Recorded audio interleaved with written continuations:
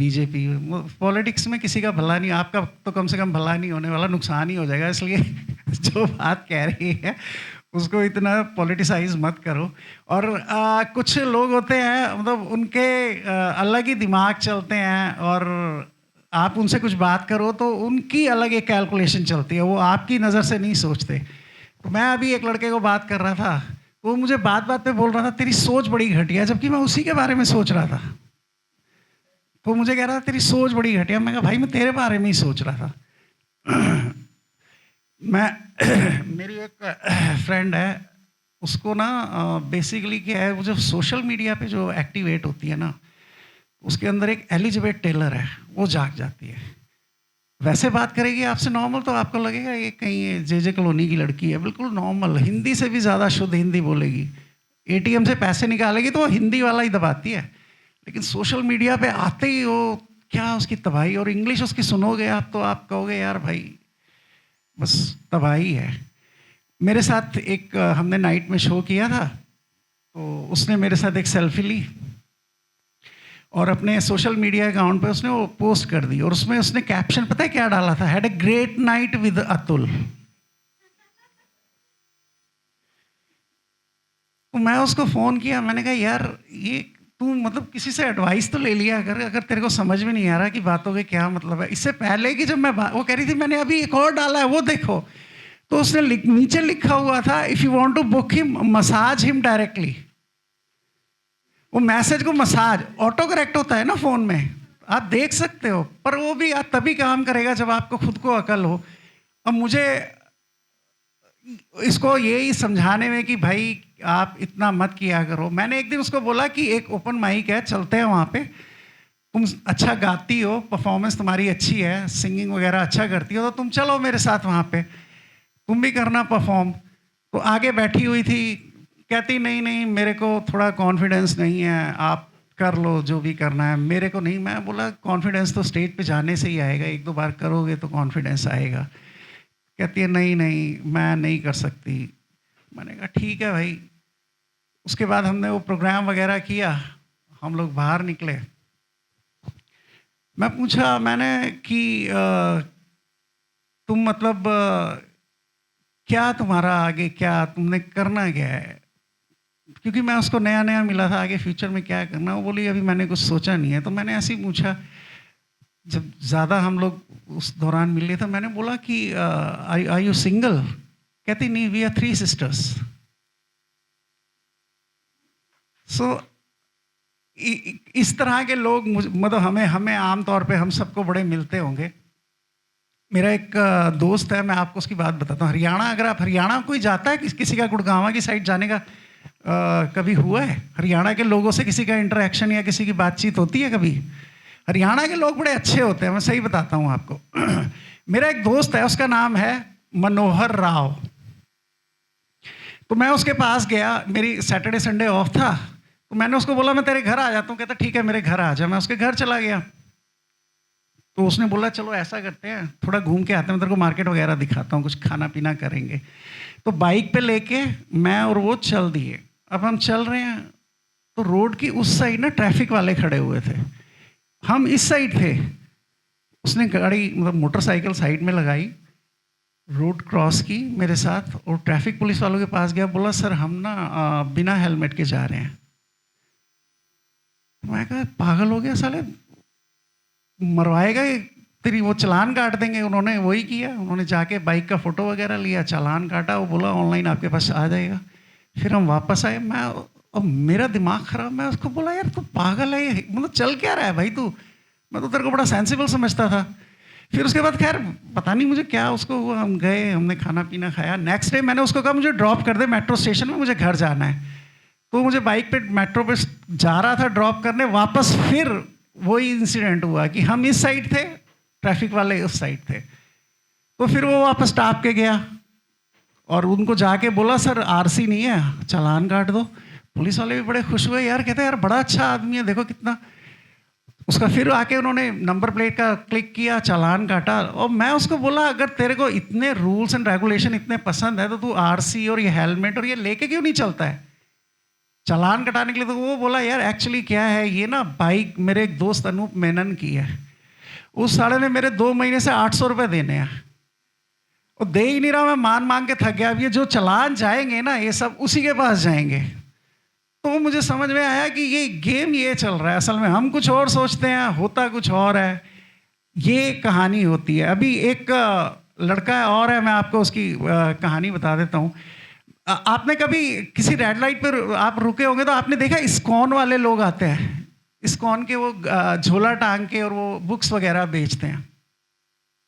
मैं एक red light पे जा रहा था तो वो इस्कॉन वाले आ गए, बेचारे वो गंजे से लड़के घूमते रहते हैं, वो फ्लोटर्स वगैरह पहन के। रेड लाइट थी तो उसने मेरे पास आके कहा, भाई जी आपके पास 2 मिनट हैं? तो मैंने कहा हाँ। तो मैं साइड में खड़ा हो गया, मैंने कहा बोलो। कहता है कि आप ज़िंदगी में किसी चीज़ से परेशान हैं? मैंने कहा हाँ यार परेशान है, सारा काम वाम नहीं है, कुछ नौकरी वोकरी नहीं है, पैसे नहीं है जेब में, परेशान है। तो कहता है ज़िंदगी में शांति के लिए हर आदमी तलाश कर रहा है कुछ ना कुछ। उसने पहले अपने 2-4 पैट डायलॉग बोले, फिर एक झोले से ना एक गीता निकाली उसने। कहता है ये लो 250 रुपया। तो मैंने कहा मैं क्या करूं इसका? कह रहा ले लो सर ये 250 रुपया, जीवन में आप देखना इसको पढ़ने के बाद खुशियां ही खुशियां आएंगी। तो इतनी देर में ना मेरे फ़ोन पे एक फ़ोन आया, मैंने वो फ़ोन उठाया और मैंने बोला अस्सलाम वालेकुम भाईजान, क्या हाल चाल? और वो जो खड़ा हुआ था ना झोल, उसकी फट गई। उसको लगा यार ये तो मुसलमान है, चाहिए तो मैं इसको वो दे रहा था गीता। मैं इतनी देर बात कर रहा था, उसने बेचारे ने चुपचाप से वो गीता अपने थैले में रखी। उसको लगा ये मिस फायर हो गया। फिर वो मुझे देख रहा, मैं उसको देख रहा, दोनों मुस्कुरा रहे थे। मैं क्या हो गया भाई? कह रहा यार सॉरी। फिर बोला अच्छा फिर उसने कुरान निकाली, कह रहा है कुरान ले लो सर। तो मैंने कहा भाई मेरे पास तो है कुरान मेरे घर में, मुझे तो गीता की ज़्यादा ज़रूरत होगी ना। जिनके पास गीता है वो गीता पढ़ नहीं रहे, और जिनको गीता बेचनी चाहिए उनको तुम कुरान बेच रहे हो। जिनको बेचनी चाहिए गीता उनको बेचो ना गीता। थोड़ा एम्बैरस हुआ तो मैं उसको साइड में ले गया, मैंने कहा चल मैं तेरे को जूस पिलाता हूँ। फिर हम एक जूस की दुकान पे जूस पीते रहे।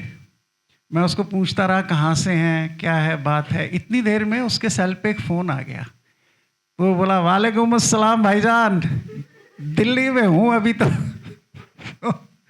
मैंने उसको देखा, मैंने कहा आप भी? कह रहा भाई प्लीज़ बताना मत किसी को। तो उसके बाद फिर हम बहुत अच्छे दोस्त बन गए, और अभी दोस्त से ज़्यादा हम बिजनेस पार्टनर हैं। हरिद्वार सुना है किसी ने नाम? हरिद्वार, हरिद्वार में हम दोनों भाई पूजा का सामान बेचते हैं। घाट पे जाओगे तो हम दोनों भाइयों ने पूजा का सामान बेचने की चला रखा है। अच्छा इस तरह की इंसिडेंट, आप मेट्रो में जाओ कभी, कोई अगर बैग वगैरह पिट्ठू बैग लेके जाओ और बैग जैसे काला होता है आपका, तो अगर फ़ोन आ जाए, आप सिर्फ एक ऐसी एक एक्सपेरिमेंट करना, आप सिर्फ ये कहना अस्सलाम वालेकुम, आपको सीट भी खाली मिल जाएगी, बंदा थोड़ा साइड भी हो जाएगा और आपको सवाल भी करेगा भाई ये बैग काला क्यों है। बहुत सारे इस तरह की मतलब बहुत सारी चीज़ें चलती रहती है सोसाइटी में, जो बिना वजह से आपको लोग जानते नहीं, पूछते नहीं, फिर भी डिस्टेंस पैदा कर देते हैं। एक मैं आपको और बात बताऊं कि अपना एक्सपीरियंस ही बता देता हूं कि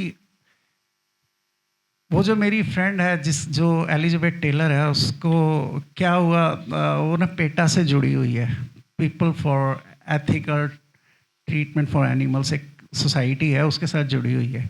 तो गुड़गांव में क्या हुआ, एक शेल्टर था, जो पेट शेल्टर होता है, उसमें आग लग गई। तो बहुत सारे जानवर थोड़ा हर्ट हुए, कुछ जल गए, कुछ के पैर वैर जल गए, कुछ मर गए।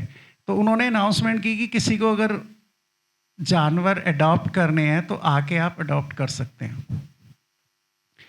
उसने मेरे को बोला कि यार ये अडॉप्शन वगैरह चल रहा है, मैं चली जाऊं? तो मैंने कहा हाँ आप चले जाओ।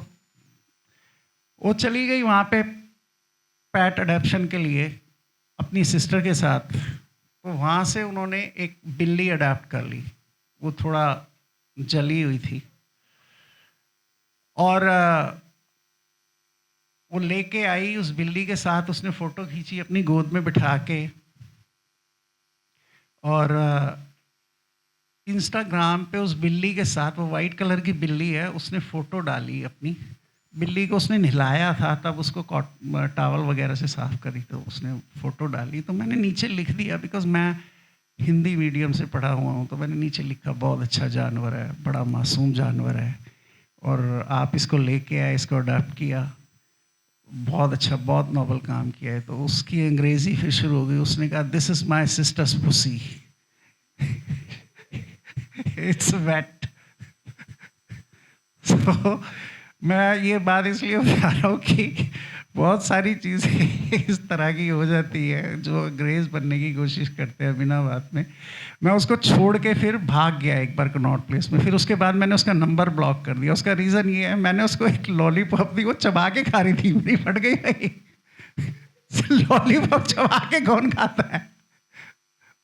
वहीं उसको सीपी में छोड़ा और मैं भाग गया। उसके बाद मैंने अभी तक उसका नंबर ब्लॉक किया हुआ है, मैं उसके पास नहीं जाता हूँ। एक आपने अगर कभी सुना हो कि हम अपने ज़िंदगी में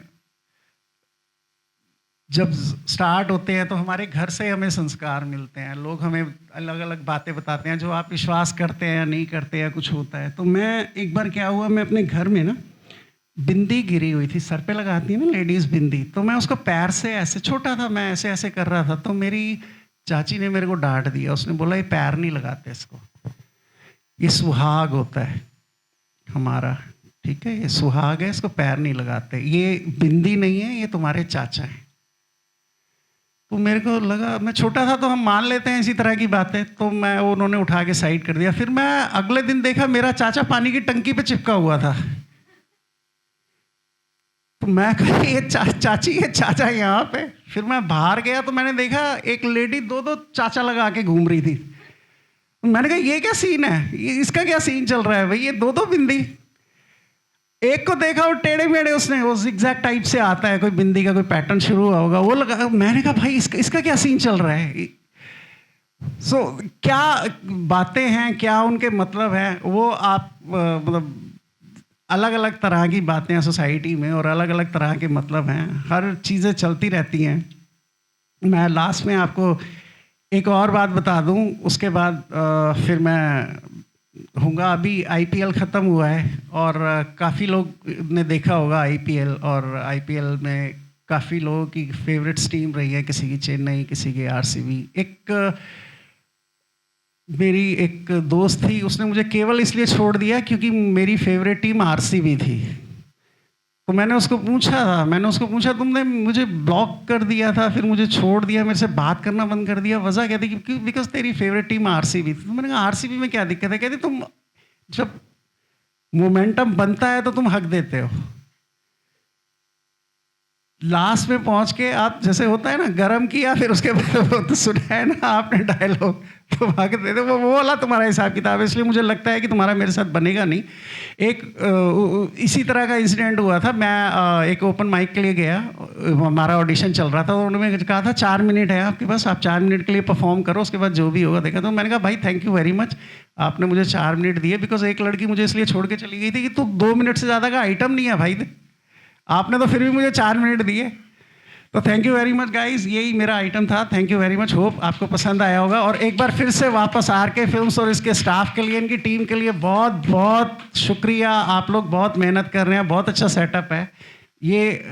आई होप कि आगे बहुत अच्छा चलेगा। अभी ये 2nd एडिशन है, इसके बाद हो सकता है और एडिशन, आई होप कि और एडिशन आएंगे, और हम हमेशा यहाँ पे आएंगे, मतलब मैं ज़रूर यहाँ पे वापस आना पसंद करूँगा। Thank you very much.